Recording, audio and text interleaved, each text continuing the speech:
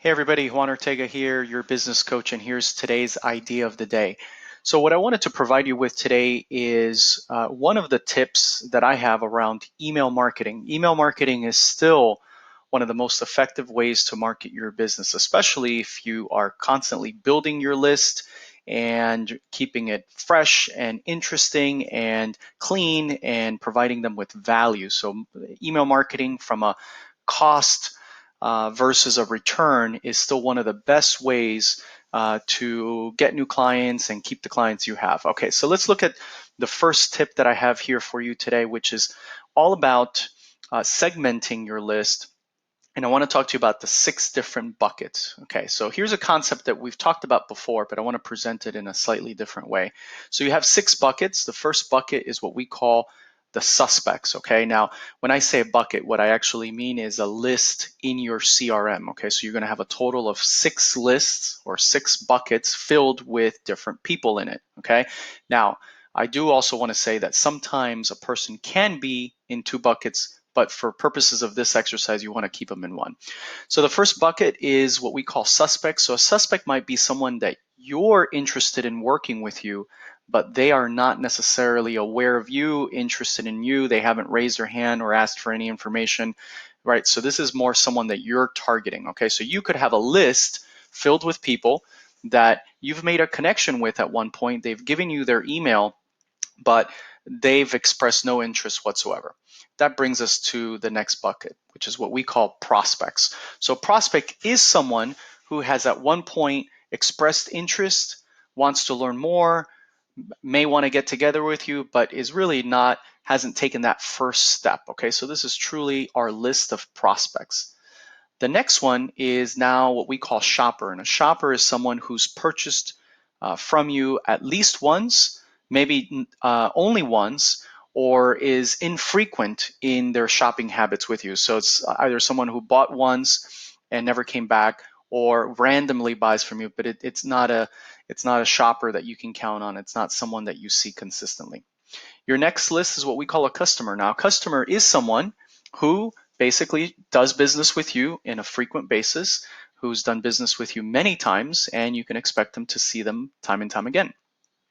The next one is what we call a member. A member is someone who's loyal, someone who basically is very loyal to you, your business, your brand, who is always interested in kind of knowing what the next big thing is, what your new products or services. They're engaged. Perhaps they're sending you referrals, but they definitely love what you do and they can't wait to buy again from you. So that's a member, someone who's essentially a loyal customer.